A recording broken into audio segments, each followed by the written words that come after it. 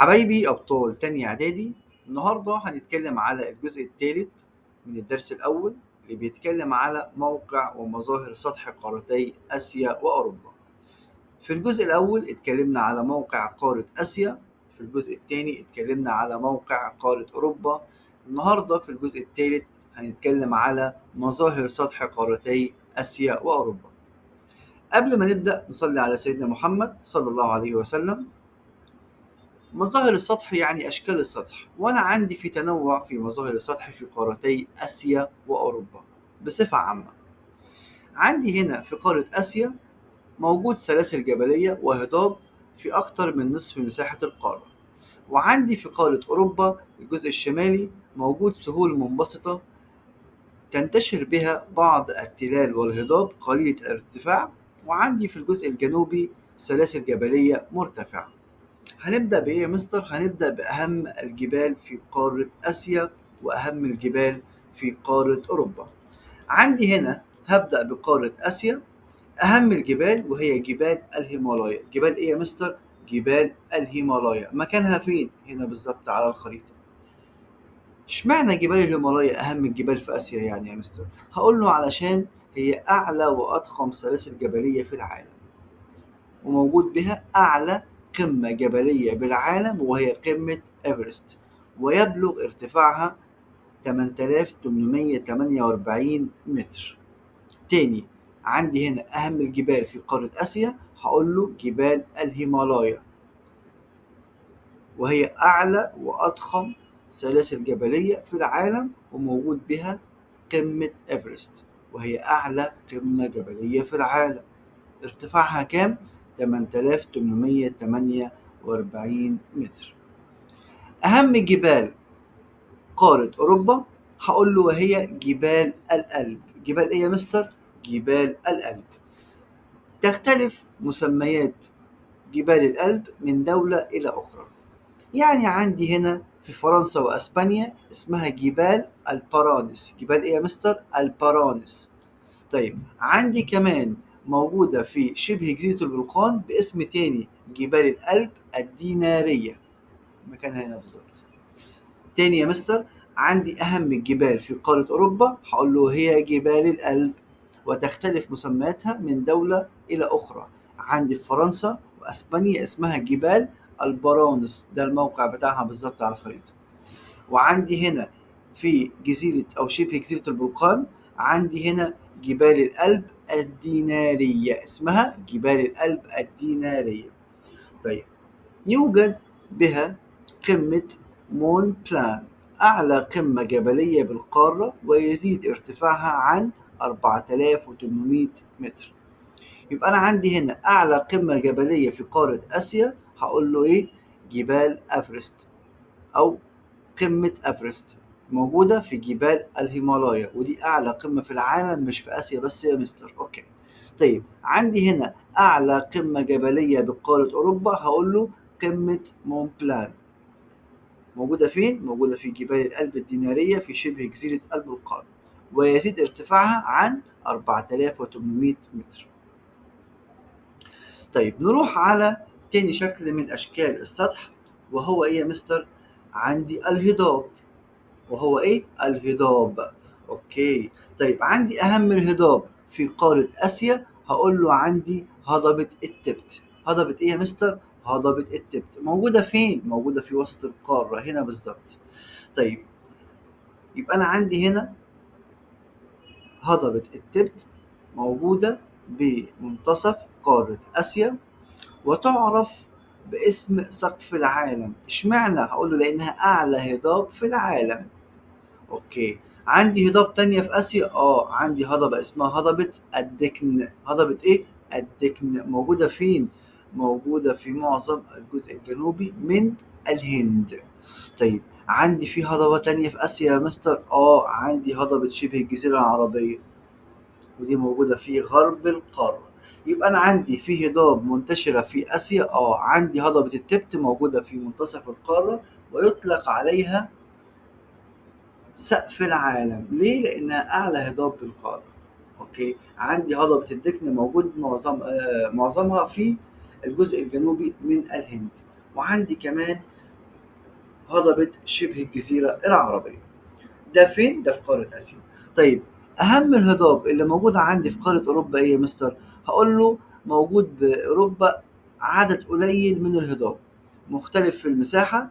أهمها هضبة الميزيتا. فين دي؟ في أسبانيا. هضبة إيه؟ الميزيتا. فين؟ في أسبانيا. وعندي كمان هضبة فرنسا الوسطى. فين؟ في فرنسا.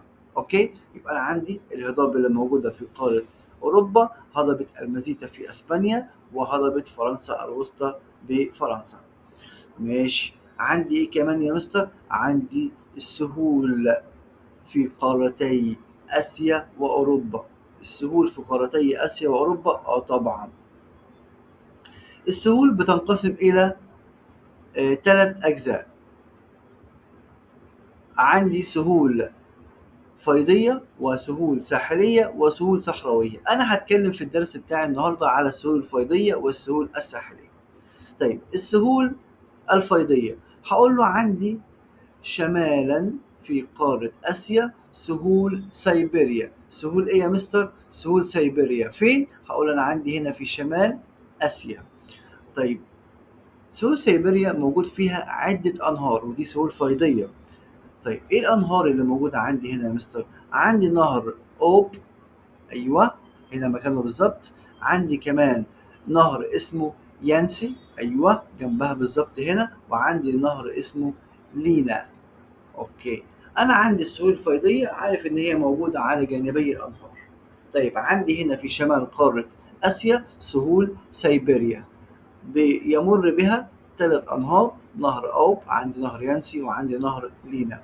ده موجود في شمال القارة. طيب عندي شرق القارة في سهول برضو طبعا فيضية. اسمها ايه؟ هقول له سهل الصين العظيم. سهل ايه؟ سهل الصين.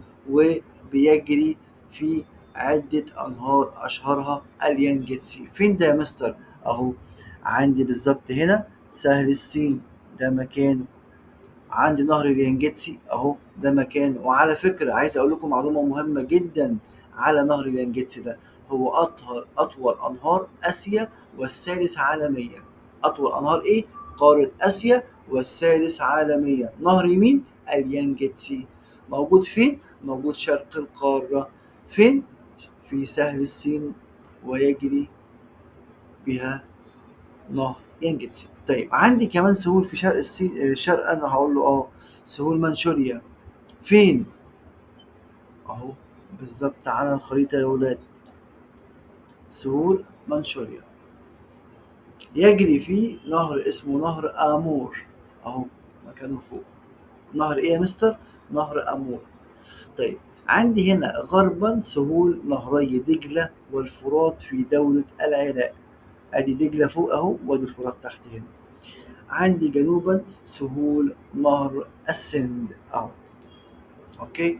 طيب يا مستر يبقى انا عندي هنا السهول الفيضيه شمالا سهول سيبيريا ويجري فيها نهر اوب ويانسي ولينا. وشرقا سهل الصين ويجري فيه عدة أنهار أشهرها نهر اليانجتسي وهو أطول أنهار آسيا والثالث عالميا. عندي في الشرق برضو سهول منشوريا ويجري فيها نهر آمور. عندي كمان في الغرب سهول نهري دجلة والفرات. وعندي جنوبا سهول نهر السند. ده بالنسبة للسهول الفيضية اللي موجودة عندي في قارة آسيا. طيب السهول الفيضية اللي موجودة عندي في قارة أوروبا هقول له عندي السهل الأوروبي العظيم وهو أكبر السهول الفيضية في القارة. وبيجري فيها العديد من الأنهار مثل نهر الفلوجة وهو أطول الأنهار أهو. عندي كمان نهر الدانوب. وعندي كمان بيقول لي قد ساعدت هذه السهول على سهولة الاتصال بين أجزاء القارة وتحقيق التنمية الزراعية. طبعا احنا عارفين ان السهول الفيضية اللي موجودة على جانبي الأنهار دي بتخلي أو بتساعد على قيام حرفة الزراعة بسبب وجود التربة الخصبة. طيب يبقى أنا عندي هنا السهول الفيضية مرة كمان. السهول الفيضية في قارة آسيا موجودة في الشمال. عندي سهول سيبيريا ويجري فيها نهر أوب وينسي ولينا. وعندي شرقا سهل الصين يجري فيه أنهار مختلفة، وأهمها نهر اليانجتسي، وهو أطول أنهار آسيا والثالث عالميا. عندي سهول منشوريا برضه في الشرق وبيجري فيها نهر أمور، وعندي غربا سهول نهري دجلة والفرات، عندي جنوبا سهول نهر السند، عندي كمان في قارة أوروبا السهل الأوروبي العظيم في الشمال، وهو أكبر السهول الفيضية بالقارة، وعندي بيجري فيه العديد من الأنهار زي نهر الفلوجة، وهو أطول أنهار قارة أوروبا.